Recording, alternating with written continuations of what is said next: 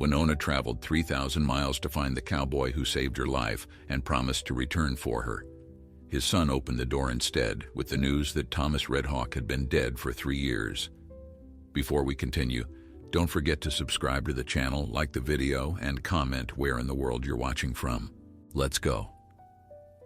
The letter had traveled 3,000 miles before it found her, passed from trading post to reservation, from missionary to medicine woman, until it finally landed in the hands of Winona Clearwater on the coldest morning of the Montana winter. She had stared at the yellowed envelope for a long time before opening it, her fingers tracing the faded ink that spelled out her name in handwriting she did not recognize. The words inside had changed everything, pulling her away from the only home she had ever known, and setting her on a journey toward a man she had never stopped thinking about. A man who had saved her life 15 years ago when she was just a girl of 12, desperate and alone in a world that had shown her nothing but cruelty. Thomas Red Hawk had been a legend among her people, though he had not been born one of them. He was a cowboy who had wandered onto the reservation during the Great Drought of 1867, leading a wagon full of supplies he had purchased with his own money, asking nothing in return except the chance to help. The elders had been suspicious at first, as they had every right to be after everything the white settlers had taken from them. But Thomas had proven himself different. He had stayed through that terrible winter, hunting game when the buffalo grew scarce, teaching the young men how to break horses the way the ranchers did, learning their language and their ways with a respect that seemed almost sacred. Winona remembered the day he had found her, trapped beneath a fallen pine after a storm had torn through the mountains. She had been gathering herbs for her grandmother when the wind had turned violent, and the ancient tree had come crashing down, pinning her small body against the frozen earth. She had screamed until her voice gave out, certain that she would die there alone, that the wolves would find her before any human soul could hear her cries. But then he had appeared, this tall stranger with sun-weathered skin and eyes the color of summer sky, and he had lifted that impossible weight as though it were nothing more than kindling. He had carried her back to the village in his arms, whispering words of comfort she could not understand, but somehow felt in her bones. She had loved him from that moment, though she had been too young to understand what love truly meant. He had visited her every day while she healed, bringing her small gifts, wildflowers pressed between pages of books she could not read, smooth stones from the riverbed, a tiny carved horse he had made with his own hands. When she was well enough to walk again, he had taught her to ride, placing her on the back of his gentlest mare and leading her through the meadows until she felt like she was flying. Those were the happiest months of her life, and then one morning he was gone, called away by some duty she could not comprehend, leaving behind only a promise that he would return for her when she was old enough, when the world was safe enough, when the time was right. She had waited. Through the years of hardship and hunger, through the broken treaties and the forced relocations, through the loss of her grandmother and the scattering of her people, she had held on to that promise like a sacred flame that could not be extinguished. Other men had sought her attention as she grew into womanhood, warriors and hunters who offered her everything they had, but she had turned them all away. Her heart belonged to Thomas Red Hawk, and she would accept no substitute. Her family had thought her foolish, perhaps even touched by spirits that had stolen her reason. But Winona knew what she knew, and she would not be swayed. Now she stood at the edge of a dusty Wyoming road, staring at a ranch house that looked exactly as the letter had described, weathered boards and a wide front porch, smoke curling from a stone chimney, horses grazing in a paddock behind a sturdy fence. The Red Hawk Ranch, the letter had called it, established by Thomas Red Hawk in 1872, the same year he had left the reservation with tears in his eyes and promises on his lips. He had built this place for her, she realized. Every plank of wood, every stone in that chimney, every acre of land stretching toward the distant mountains had been meant as a home where they could finally be together, free from the judgment of both their peoples. But the letter had also carried news that had nearly broken her. Thomas Red Hawk had died 3 years ago, thrown from a horse during a storm, his neck broken before he hit the ground. The funeral had been small, attended only by a handful of neighbors and the son he had raised alone since his wife's death in childbirth 20 years past. A son named Daniel, who had written the letter that now sat folded against Winona's heart, who had found her name among his father's possessions, along with a journal that explained everything, the promise made to a young girl on a reservation, the love that had never faded despite the years and the distance, the dream of reunion that death had stolen away. Daniel Redhawk had offered her a home. The words still echoed in her mind as she walked up the path toward the house, her moccasins silent on the packed earth, her long black braids swaying against her back. She had traveled for 2 months to reach this place, walking when she had to, riding when someone offered her passage, sleeping under stars that seemed to stretch forever across the endless sky. She had brought nothing with her except the clothes on her back, her grandmother's beaded necklace, and the letter that had changed the course of her life. Everything else had been left behind, abandoned like the person she used to be, the woman who waited and hoped and never acted. The door opened before she could knock, and suddenly she understood why her heart felt like it was being torn in 2 directions at once. The man who stood in the doorway was not Thomas Redhawk, but he might as well have been. The same sun-weathered skin, the same strong jaw, the same eyes, the color of summer sky looking down at her with an expression that seemed to hold the weight of 15 years of his father's unfulfilled longing. He was younger than Thomas had been when she knew him, perhaps 25 or 26, with broad shoulders that filled the doorframe and hands that looked like they knew honest work. The letter had traveled 3,000 miles before it found her, passed from trading post to reservation, from missionary to medicine woman, until it finally landed in the hands of Winona Clearwater on the coldest morning of the Montana winter. She had stared at the yellowed envelope for a long time before opening it, her fingers tracing the faded ink that spelled out her name in handwriting she did not recognize.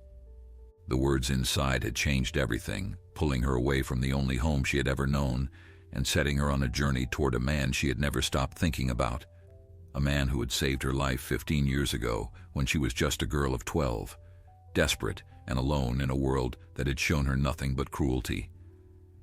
Thomas Redhawk had been a legend among her people, though he had not been born one of them.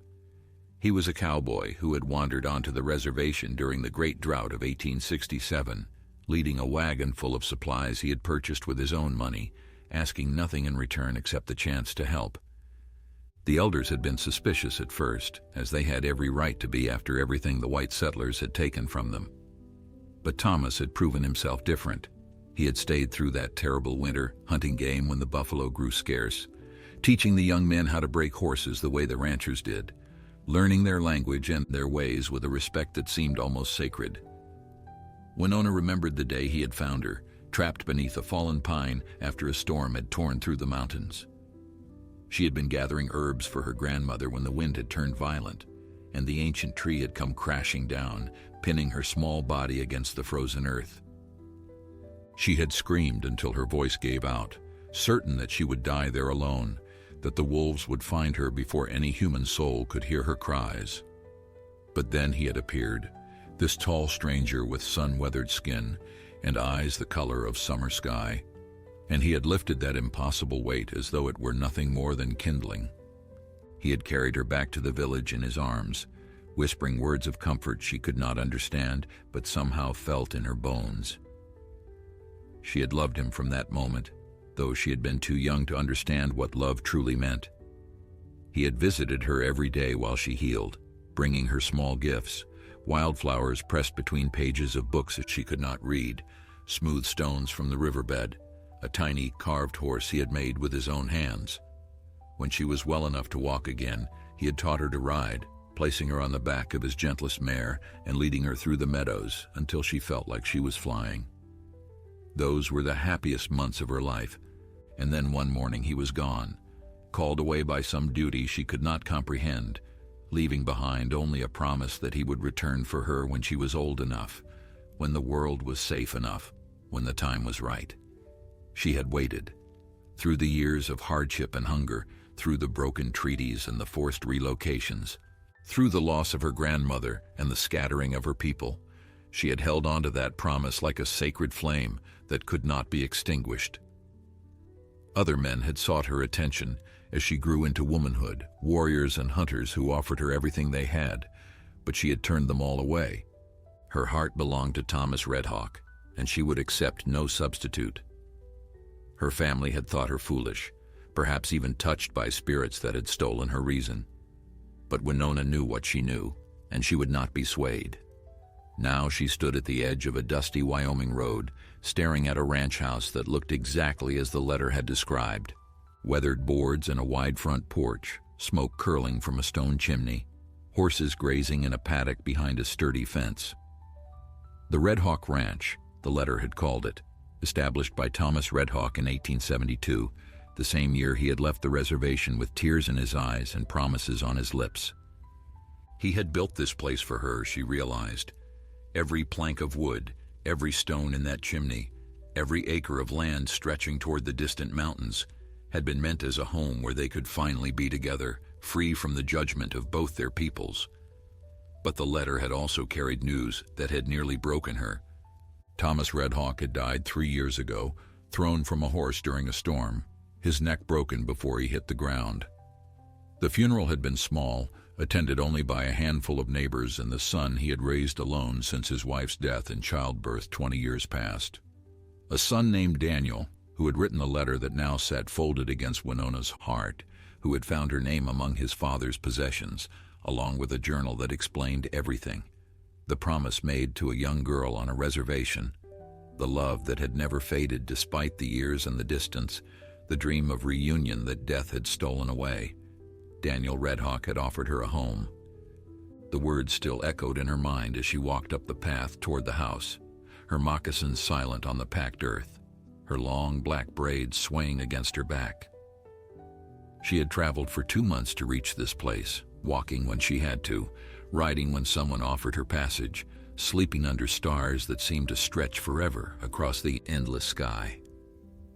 She had brought nothing with her except the clothes on her back, her grandmother's beaded necklace, and the letter that had changed the course of her life. Everything else had been left behind, abandoned like the person she used to be, the woman who waited and hoped and never acted. The door opened before she could knock, and suddenly she understood why her heart felt like it was being torn in 2 directions at once. The man who stood in the doorway was not Thomas Redhawk, but he might as well have been. The same sun-weathered skin, the same strong jaw, the same eyes the color of summer sky, looking down at her with an expression that seemed to hold the weight of 15 years of his father's unfulfilled longing. He was younger than Thomas had been when she knew him, perhaps 25 or 26, with broad shoulders that filled the doorframe and hands that looked like they knew honest work. Daniel Redhawk stood frozen in the doorway, his hand still gripping the worn wooden frame as though he needed something solid to anchor him to reality. He had imagined this moment 1,000 times since discovering his father's journal, had rehearsed the words he would say, the explanations he would offer, the comfort he would try to provide. But nothing had prepared him for the woman who stood before him now, her dark eyes holding depths of sorrow and hope that seemed to reach straight into his chest and squeeze his heart until he could barely breathe. She was beautiful in a way that transcended the word itself, not the painted prettiness of the saloon girls in town or the delicate fragility of the rancher's daughters who had been paraded before him at every social gathering since he turned 18. This was something ancient and fierce, a beauty forged by hardship and tempered by a strength that seemed to radiate from her like heat from a fire. "You must be Winona," he said, and his voice came out rougher than he intended, thick with emotions he did not know how to name. She nodded slowly, her gaze searching his face with an intensity that made him feel exposed, as though she could see through his skin to the confused jumble of thoughts beneath. He wondered what she saw there, whether she could recognize the echo of his father in his features, whether that recognition brought her comfort or only deepened the wound of her loss. He stepped aside and gestured for her to enter, watching as she crossed the threshold with the cautious grace of a deer approaching an unfamiliar clearing. Her eyes moved across the room, taking in the simple furnishings, the stone fireplace, the shelf of books his father had treasured, and he saw her pause when she noticed the small carved horse sitting on the mantel, its wooden surface worn smooth by years of handling. He kept it all these years, she said softly, and her voice was like water flowing over river stones, musical and deep and touched with an accent that spoke of distant places and different ways of knowing the world. Daniel nodded, moving to stand beside her as she reached out to touch the little figure with trembling fingers. He told me the story when I was young, how he carved it for a brave girl who had been trapped under a fallen tree, how she had smiled at him when he placed it in her hands and made him feel like he had given her the greatest treasure in all the world. He did not tell me your name then, did not explain why the memory seemed to cause him such sweet pain. I only understood when I found the journal after he passed. Winona lifted the carved horse from the mantel and cradled it against her palm, her thumb tracing the same paths his father's must have traced countless times over the years. The gesture was so intimate, so filled with unspoken history, that Daniel felt like an intruder in his own home, witnessing a reunion between two souls that transcended the boundaries of life and death. He turned away to give her a moment of privacy, busying himself with the kettle on the stove, though his hands were shaking so badly he could barely grip the handle. He had known this would be difficult, had prepared himself for the awkwardness of welcoming a stranger who was somehow not a stranger at all. But he had not anticipated the way her presence would fill the empty spaces in the house that had felt hollow since his father's death. "I should explain why I wrote to you," he said, keeping his back turned as he poured hot water into 2 cups. "When I found the journal, I read about the promise my father made, about the life he had planned for the two of you together." He paused, struggling to find the right words. "I know I cannot give you what he would have given. I know I am not the one you traveled all this way to find. But this ranch was built for you, Winona. Every acre of it, every board and nail, was meant to be your home. It did not seem right that you should never know, that you should spend the rest of your life waiting for a man who could no longer come." She was silent for so long that he finally turned to face her, afraid that he had said something wrong, that his clumsy words had somehow made everything worse. But what he saw in her expression was not anger or disappointment.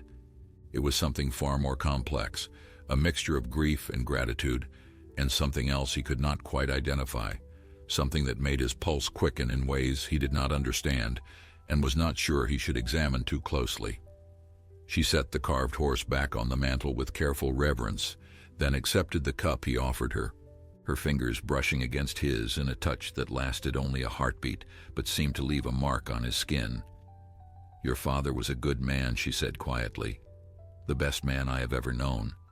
When I was a child, he seemed like a spirit sent to save me, something more than human, touched by powers beyond my understanding. As I grew older, I realized he was simply a man who chose kindness when the world gave him every reason to choose cruelty instead. That is a rarer thing than any magic." Daniel felt his throat tighten at her words, at the way they captured the essence of the father he had loved and lost. Thomas Red Hawk had not been perfect. He had been stubborn and proud, and sometimes so lost in his own thoughts that he seemed to forget the world around him existed. But he had also been gentle and patient, and fiercely protective of those he loved, and Daniel had spent every day since his death trying to become the kind of man who could honor that legacy. "He would have been so happy to see you here," Daniel said.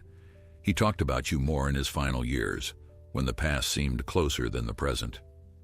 I think he knew his time was running short, and he regretted that he had waited so long, that he had let fear and circumstance keep him from fulfilling his promise." She looked up at him then, and he saw tears glistening in her dark eyes, though none fell. "Your letter said I could stay here," she said. "Did you mean it, or were those just words to ease a dying man's conscience?" Daniel met her gaze steadily, wanting her to see the truth in his answer. "I meant every word. This is your home now, for as long as you want it. That is a promise I intend to keep." The first weeks at the Red Hawk Ranch passed in a strange blur of adjustment and discovery, each day bringing new rhythms that Winona slowly learned to navigate. Daniel had given her the room that had once belonged to his father, a gesture that seemed to pain him even as he insisted upon it, and she had spent her first night there lying awake in the darkness, surrounded by the lingering presence of the man she had loved for half her life. His books lined the shelves beside the bed, their spines cracked from frequent reading, their pages filled with notes in handwriting she had never seen, but somehow recognized as intimately as her own heartbeat. His clothes still hung in the wardrobe, wool shirts and leather vests, and a Sunday jacket that smelled faintly of tobacco and sage. She had buried her face in that jacket and wept until there were no tears left, mourning not just Thomas himself, but all the years they should have had together, all the moments stolen by distance and duty and the cruel indifference of fate.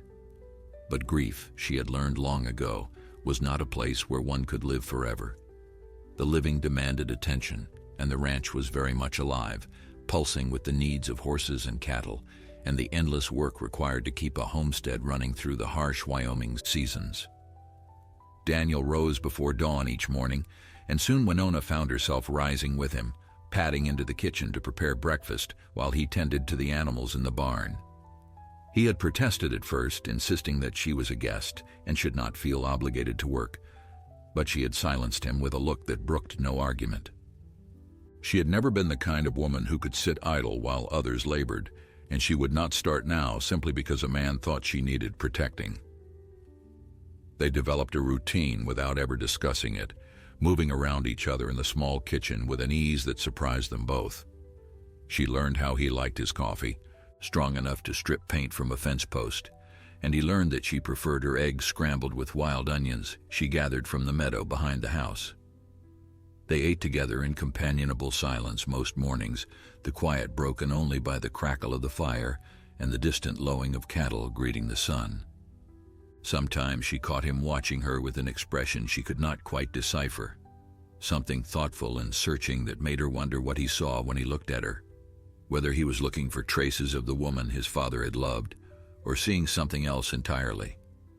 The ranch hands had been wary of her at first, these weathered men who had worked for Thomas Red Hawk and now worked for his son, their eyes sliding away from hers whenever she approached, their conversations dying into awkward silence when she entered a room. She understood their discomfort better than they knew. A native woman living in a white man's house, eating at his table, sleeping under his roof, was a scandal waiting to happen in the eyes of most frontier folk. The fact that Daniel seemed to care nothing for their opinions only made matters more complicated, his easy acceptance of her presence creating ripples of gossip that spread through the neighboring ranches like wildfire through dry grass. It was old Samuel, the ranch foreman who had known Thomas since before Daniel was born, who finally broke the ice between Winona and the other hands. He had approached her one afternoon while she was hanging laundry on the line behind the house, his hat in his hands and his eyes fixed on some point beyond her shoulder. "The boss's father saved my life once," he said without preamble. "Back in '69, when the winter came so hard, we thought we would all freeze to death in our beds. He rode through a blizzard to bring us supplies, nearly died himself doing it. Never asked for nothing in return, just said that was what neighbors did for each other." Samuel had finally met her eyes then, and she saw something like respect in his weathered gaze.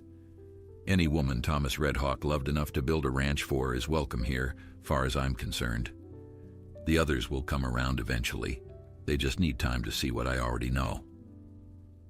She had thanked him with a nod, not trusting her voice to remain steady, and from that day forward the atmosphere on the ranch began to shift. The hands still kept their distance, but their wariness softened into something closer to cautious acceptance. They tipped their hats when they passed her in the yard, answered her questions about the livestock with gruff politeness, and stopped falling silent whenever she appeared. It was not friendship, not yet, but it was a foundation upon which something better might eventually be built. Daniel noticed the change and seemed grateful for it, though he never said as much directly. He was not a man given to unnecessary words, she had learned, preferring action to speech in almost every circumstance. When he wanted to show appreciation, he did it through deeds rather than declarations, appearing at her side to help carry water from the well, leaving wildflowers on the kitchen table without explanation, making sure the fire in her room was banked each night before he retired to his own quarters in the small cabin he had built for himself when he gave her the main house. These small kindnesses accumulated like snowflakes in a storm, each one insignificant on its own, but together forming something substantial and impossible to ignore.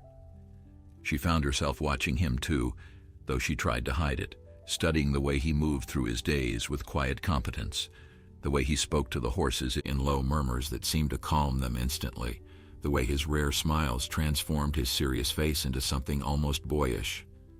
He was so like his father in some ways and so different in others, carrying the same fundamental goodness but expressing it through a temperament that was uniquely his own. Thomas had been warm and open, quick to laugh, and quicker to offer comfort.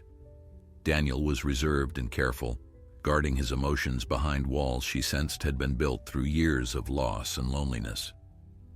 She wondered what had happened to his mother, the woman Thomas had married after leaving the reservation, but she could not bring herself to ask. Some wounds, she knew, needed to be revealed in their own time. The truth about Daniel's mother came to Winona not through conversation, but through discovery. On a gray afternoon when rain kept everyone indoors, and she found herself drawn to the small cabin where Daniel had made his home. She had not intended to intrude upon his privacy, had only meant to bring him the lunch he had forgotten in his rush to check on a sick mare that morning. But the door stood slightly ajar, and something compelled her to push it open, rather than simply leaving the food on the step.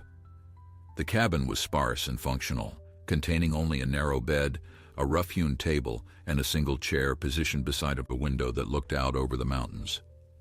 But it was the wall above the bed that stopped her breath in her throat, covered from floor to ceiling with drawings so beautiful and so haunting that she could do nothing but stand and stare. They were portraits, she realized, dozens of them rendered in charcoal and pencil on paper that had yellowed with age. A woman's face repeated over and over, captured from every angle and in every mood, laughing and weeping and sleeping and gazing out at the viewer with eyes that seemed to hold all the sorrow in the world. She was lovely in the way that fragile things are lovely, with delicate features and pale hair and a vulnerability that made Winona's heart ache just to look at her.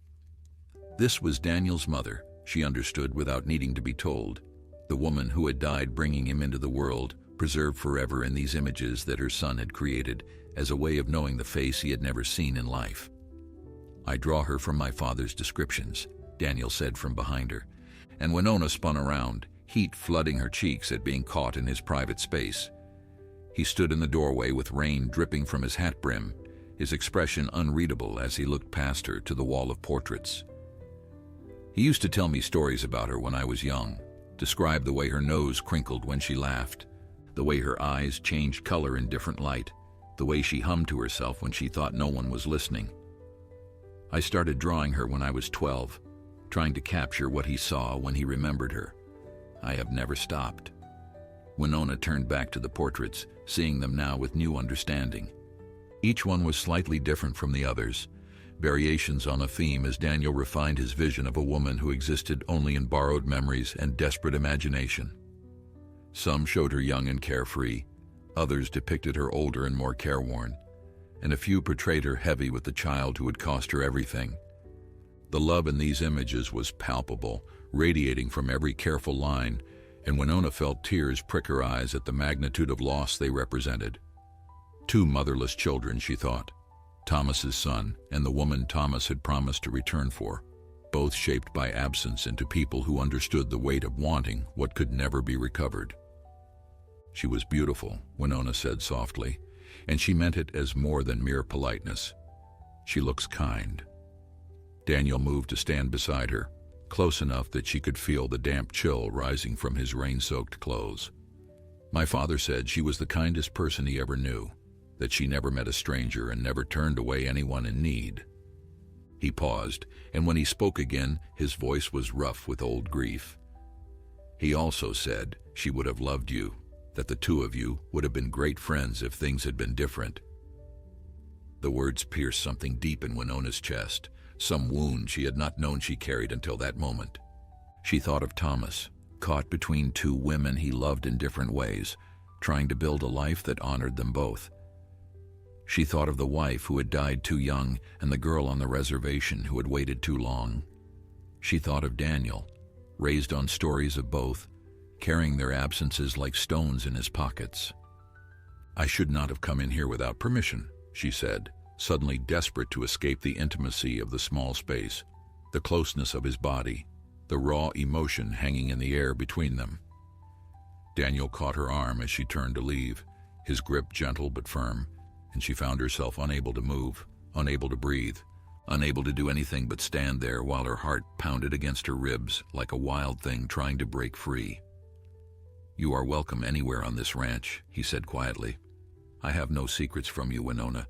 My father loved you enough to spend 20 years building a home for you.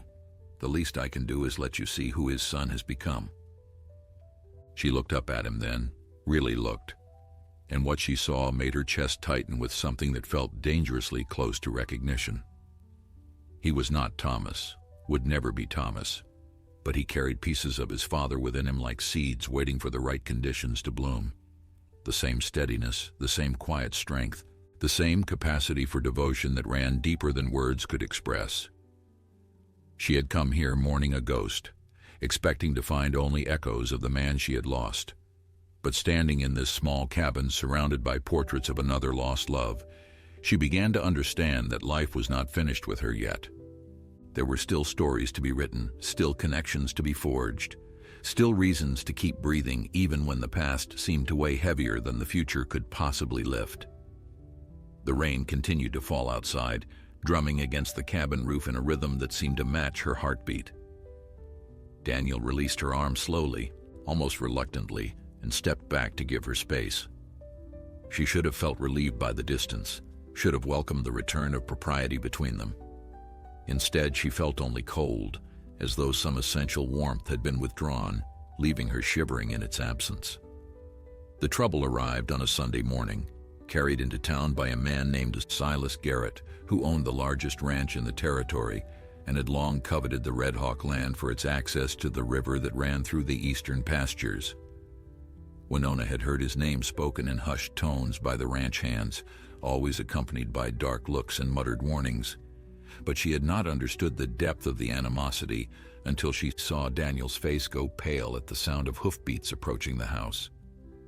He had been teaching her to mend a bridle on the front porch, their heads bent close together over the leather straps, when the riders appeared on the horizon like a storm cloud rolling across the prairie.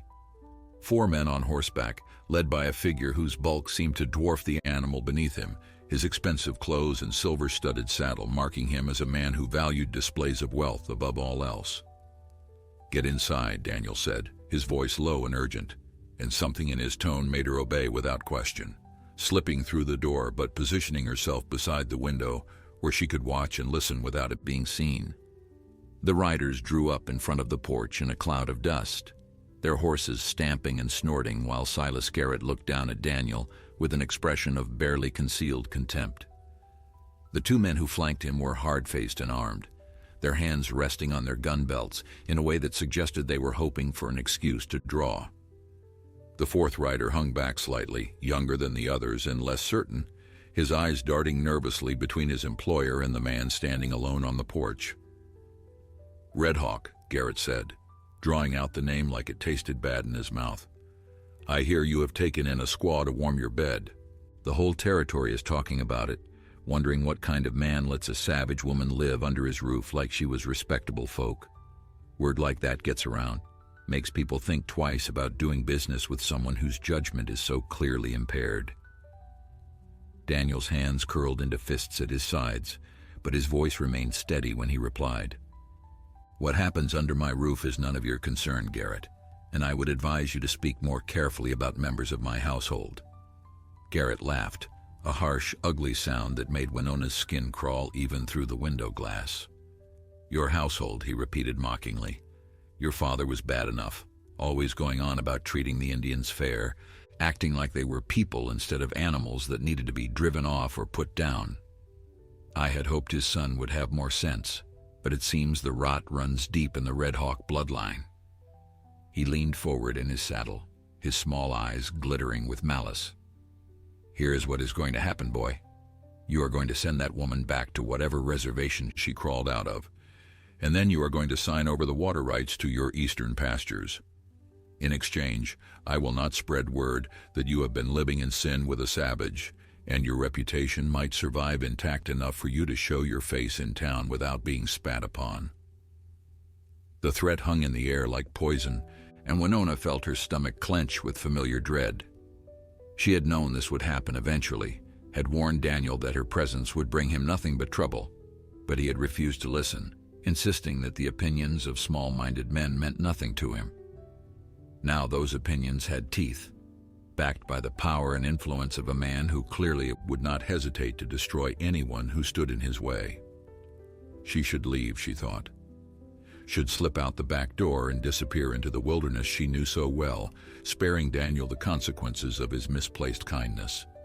It was what Thomas would have wanted, for his son to be safe, even if it meant sacrificing the promise he had made. But before she could move, Daniel spoke again, and his words rooted her to the spot. "Get off my land, Garrett. And if you ever speak that way about Winona Clearwater again, I will make you regret it in ways you cannot imagine. She is worth more than you and every man riding with you combined, and I will not stand here and let you insult her in her own home."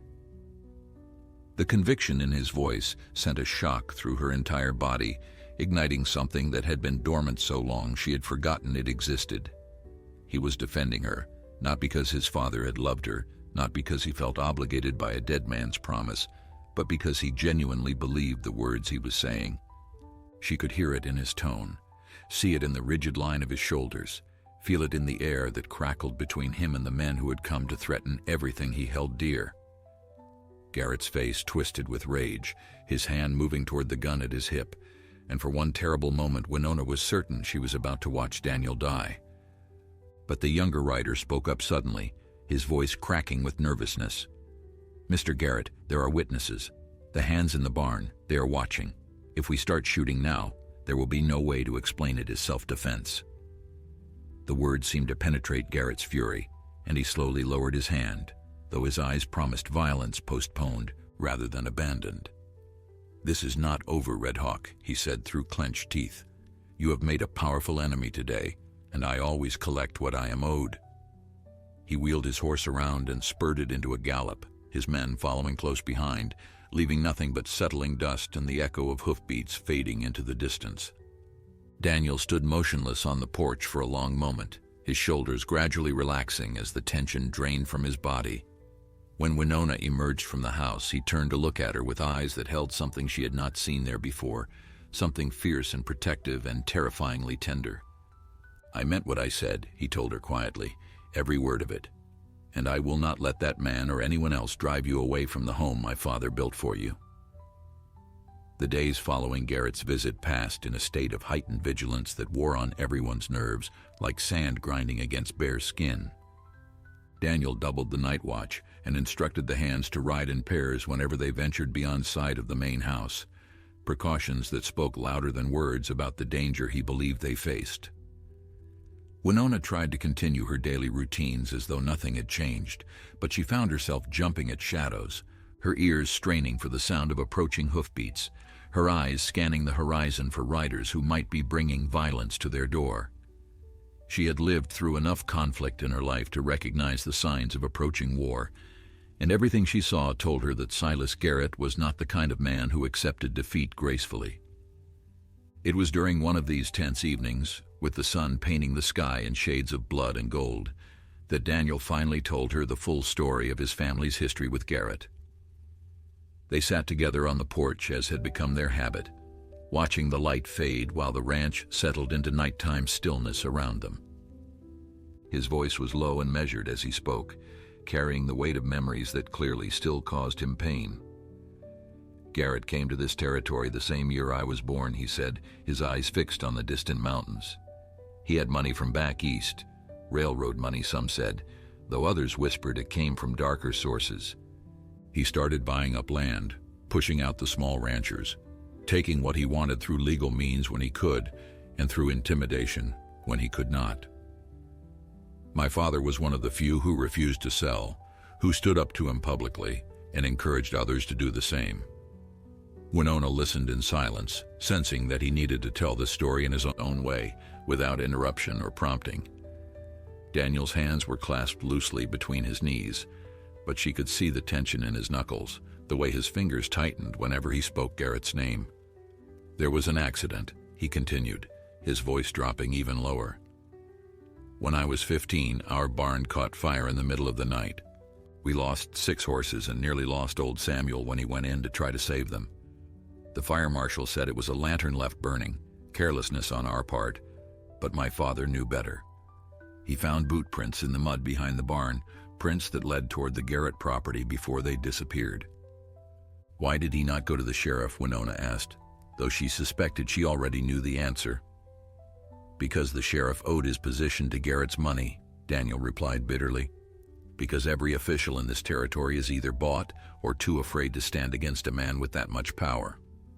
My father spent years gathering evidence, documenting every suspicious incident, every threat, every family that was driven off their land through accidents that were never quite accidental. He kept it all in a journal, hoping that someday there would be someone honest enough to listen, someone who could bring Garrett to justice. The mention of a journal made Winona's breath catch in her throat. She thought of the journal Daniel had found among his father's possessions, the one that had contained her name, and led him to write the letter that had brought her here. Was it the same journal, she wondered, or had Thomas kept multiple records of his complicated life? The journal is hidden, Daniel said, as though reading her thoughts. In a place only I know about now. It contains enough evidence to hang Garrett 3 times over, but getting it into the right hands has proven impossible. Every lawyer I have approached has suddenly developed other commitments. Every judge I have petitioned has found reasons to dismiss my claims. Garrett has built his empire carefully, and he protects it with the ferocity of a man who knows exactly what he stands to lose if the truth ever comes to light.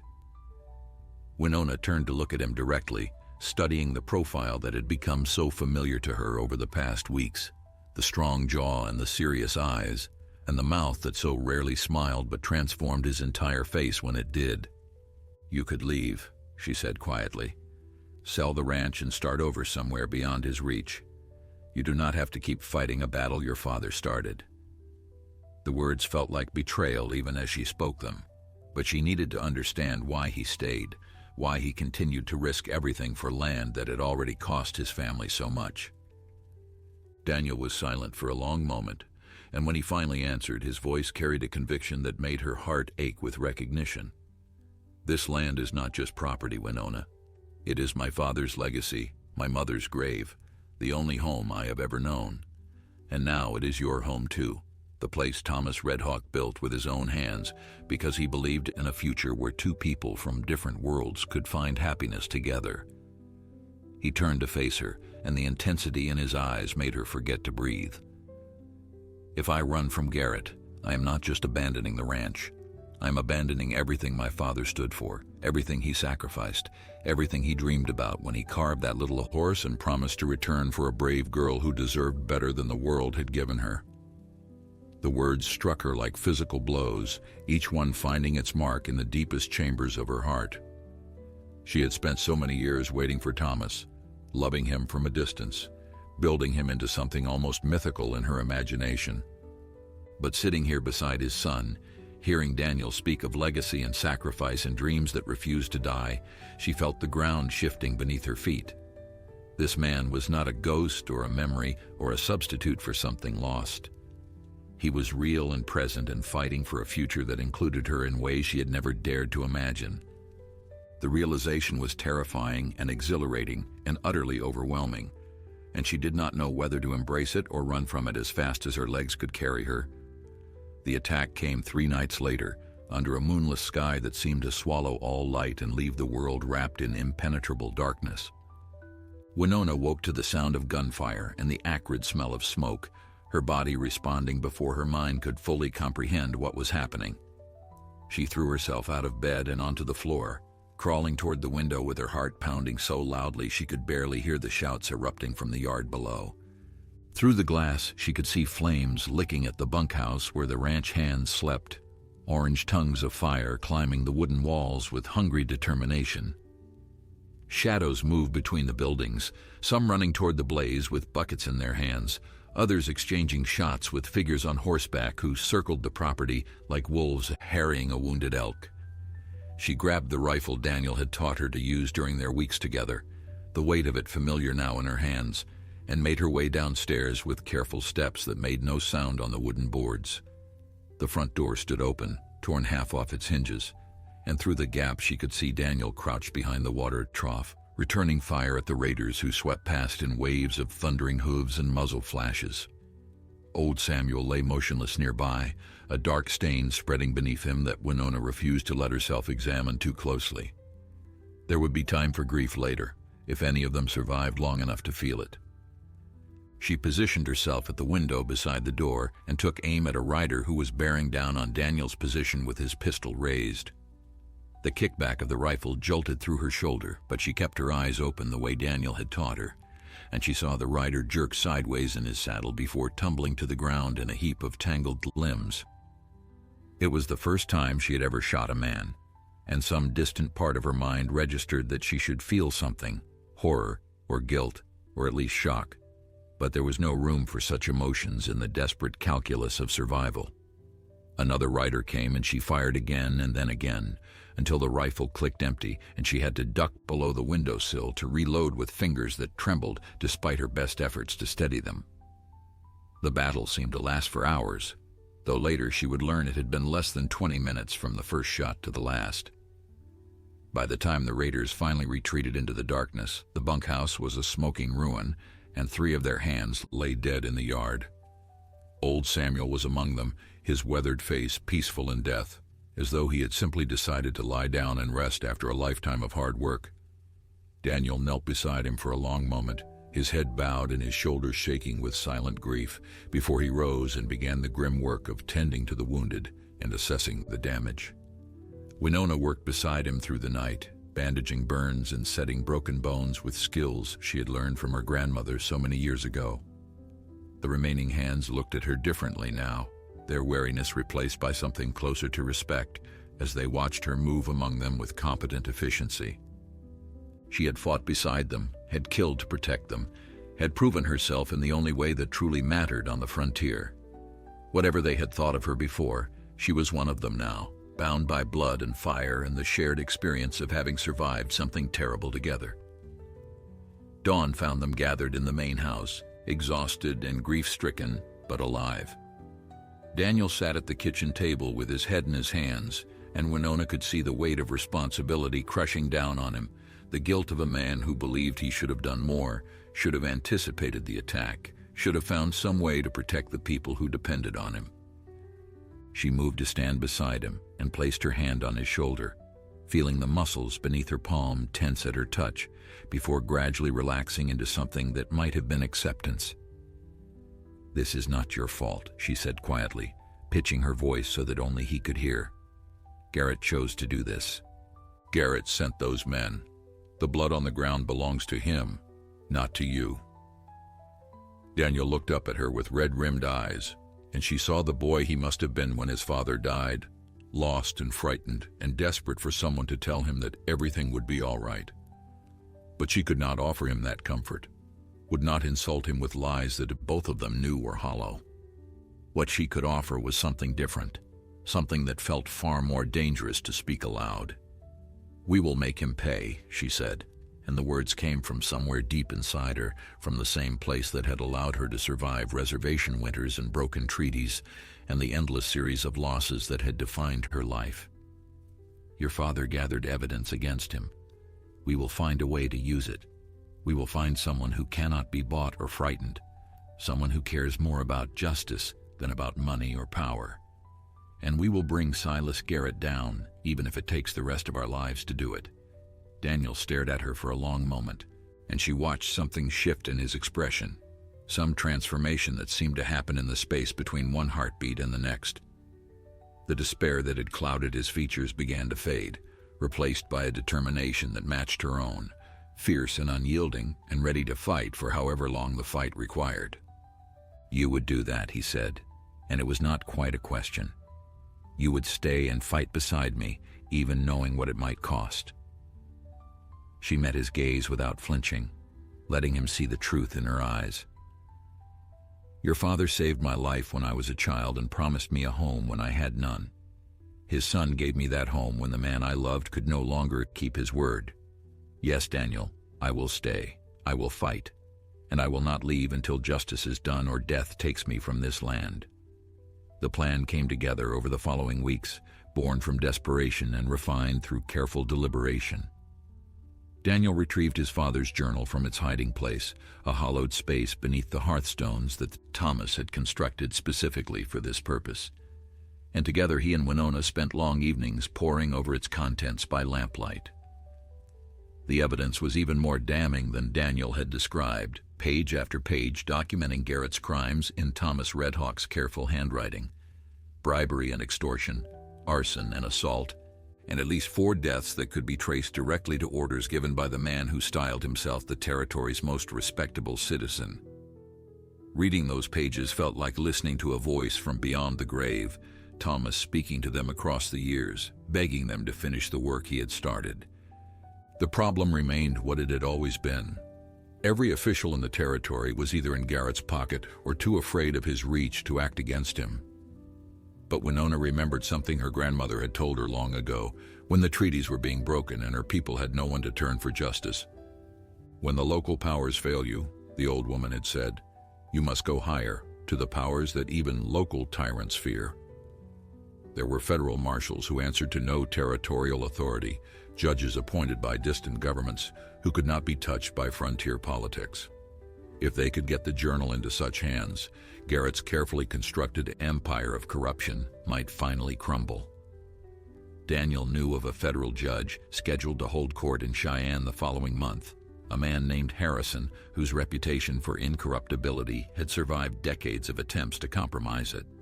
The journey would take nearly 2 weeks each way, through territory the Garrett's men would certainly be watching for any sign of movement from the Red Hawk Ranch.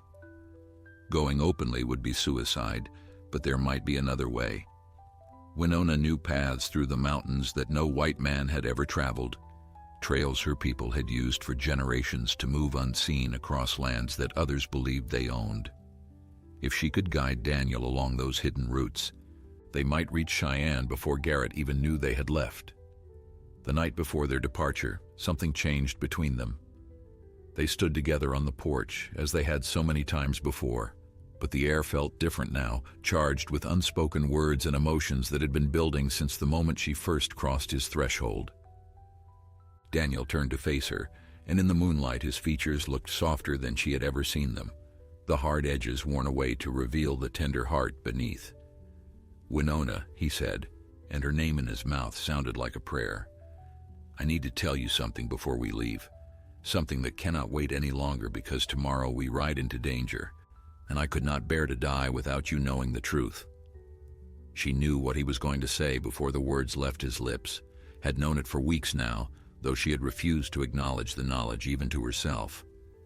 Part of her wanted to stop him, to preserve the careful boundaries they had maintained, the fiction that their connection was nothing more than obligation and gratitude and shared purpose. But a larger part of her was tired of pretending, tired of treating her heart like something fragile that needed protection from its own desires. So she remained silent and let him speak, watching his face as he struggled to give voice to feelings that had grown too large to contain. "I love you," he said simply, and the words seemed to hang in the air between them like stars suspended in darkness. "Not because my father loved you, not because I feel duty-bound by his promises, but because you are the bravest and most beautiful woman I have ever known. Because when I wake each morning, my first thought is of your face. Because when I imagine the future, I cannot picture it without you standing beside me. I know I am not the man you came here hoping to find. I know I can never replace what you lost when my father died. But if you could find room in your heart for something new, something that belongs only to us, I would spend the rest of my life trying to deserve you." Winona felt tears streaming down her cheeks, though she had not been aware of beginning to cry.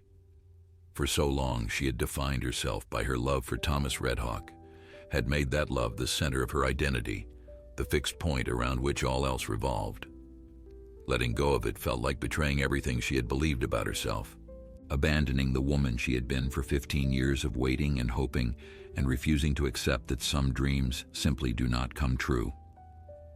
But standing here in the moonlight with Thomas's son, looking at her with his father's eyes and his own heart beating visibly beneath his skin, she understood that holding on to the past was its own kind of betrayal. Thomas had wanted her to be happy. He had built this home so that she would have a place to belong. He would not have wanted her to spend the rest of her life mourning what could never be when something real and precious was standing right in front of her. "Your father saved me when I was a child," she said slowly, choosing her words with care. "He gave me hope when I had none, and a reason to keep living when the world seemed determined to destroy everything I loved. I will always carry him in my heart, Daniel. That will never change." She reached up to touch his face, feeling the warmth of his skin against her palm, the slight roughness of stubble along his jaw. But hearts are not like houses with only so many rooms. They can grow to hold more than we ever imagined. And mine has been growing since the day you opened that door and showed me I was not alone anymore.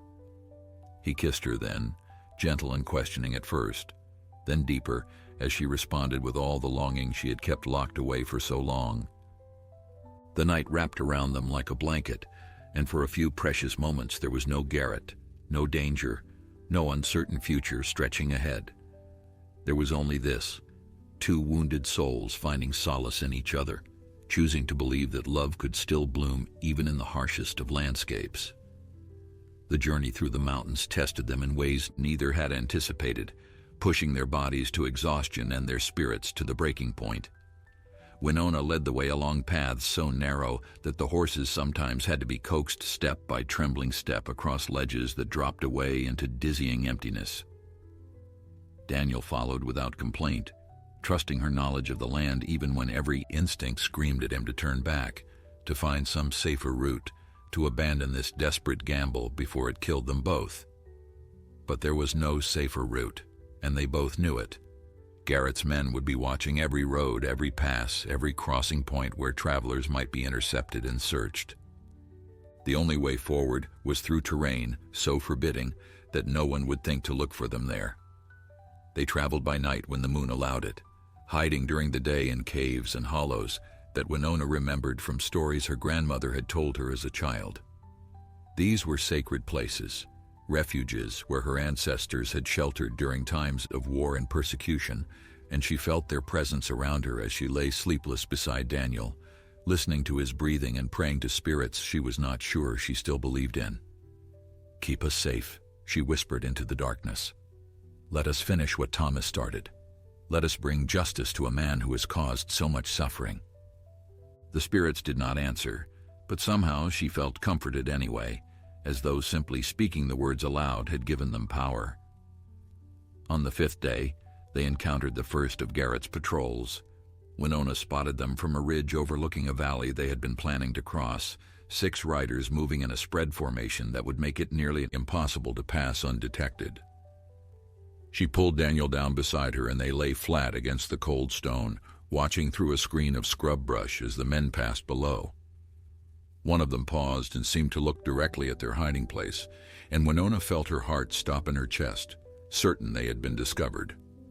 But after a long moment, the rider turned away and spurred his horse forward, rejoining his companions as they continued their sweep of the valley floor.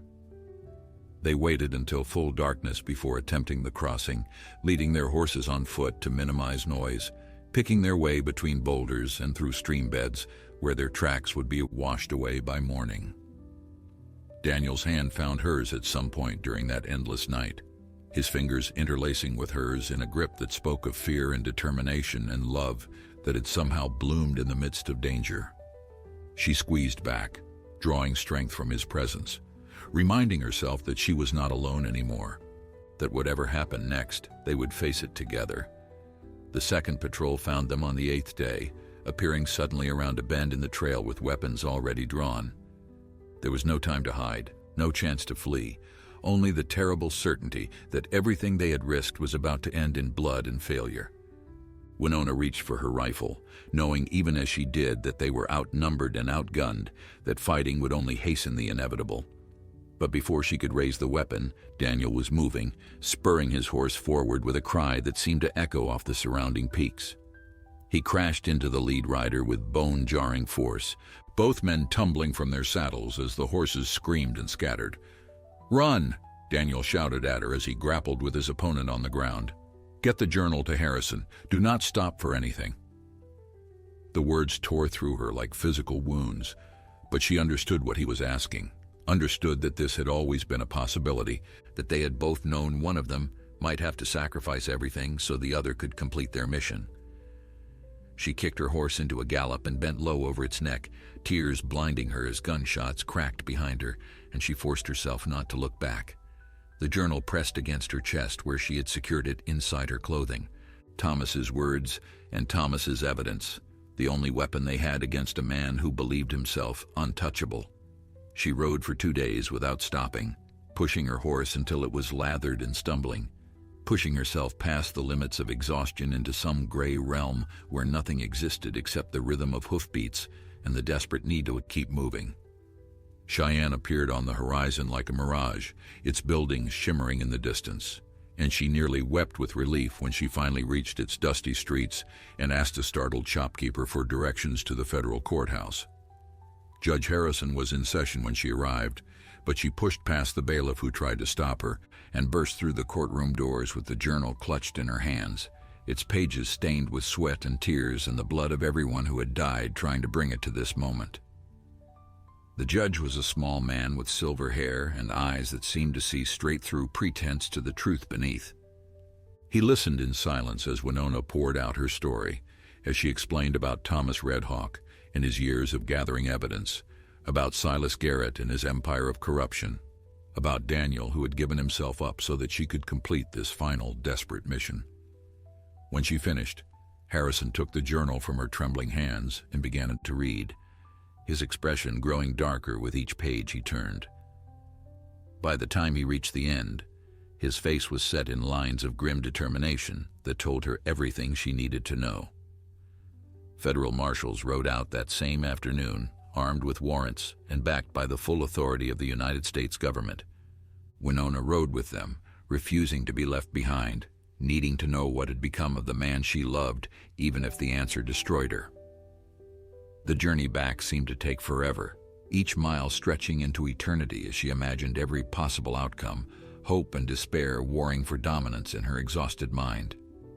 And then they crested the final ridge and saw the Red Hawk Ranch spread out below them, smoke still rising from the ruins of the bunkhouse, riders gathered in the yard around something she could not quite make out from this distance. Winona urged her horse down the slope before the marshals could stop her, her heart pounding with a fear so intense it had threatened to tear her apart from the inside.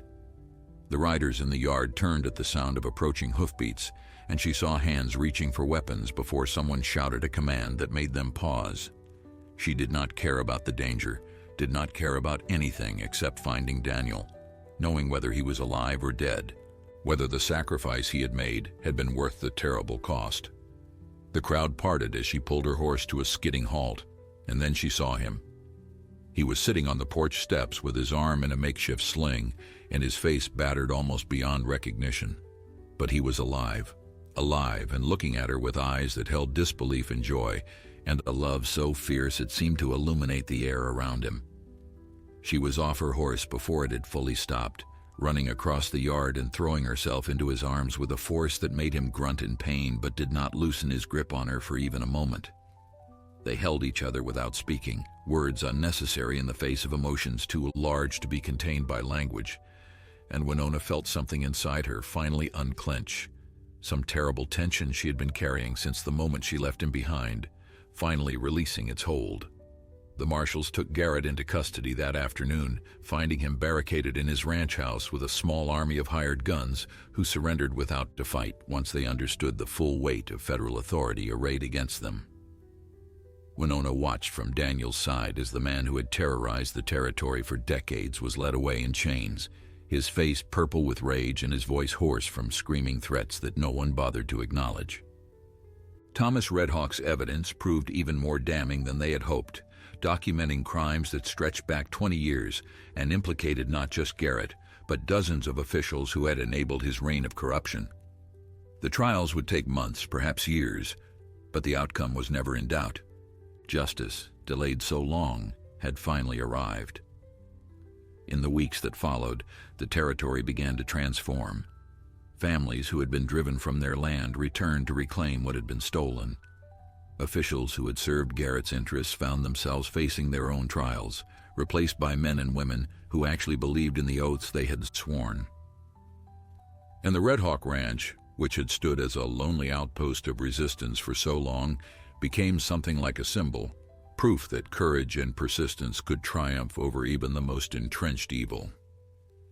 People came from miles around to shake Daniel's hand and thank Winona for her bravery. Strangers who had heard the story and wanted to pay their respects to the woman who had ridden through mountains and faced down armed men to deliver the evidence that had brought a tyrant to his knees.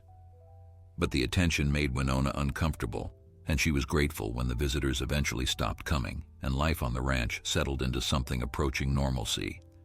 They buried old Samuel and the other hands who had died in the raid, marking their graves with stones that Daniel carved himself, each one bearing a name and a simple tribute to lives well lived.